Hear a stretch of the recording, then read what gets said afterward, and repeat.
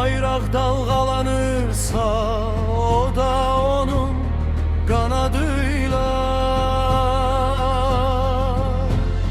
Bu torpak şehit kanı, odur veren bu canı. Karabağ'da açılan güller onun nişanı.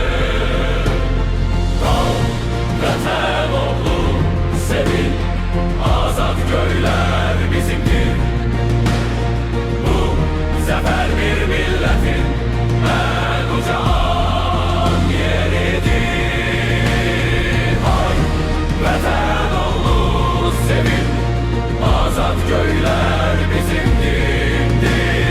Bu zafer bir milletin en uca an yeridir.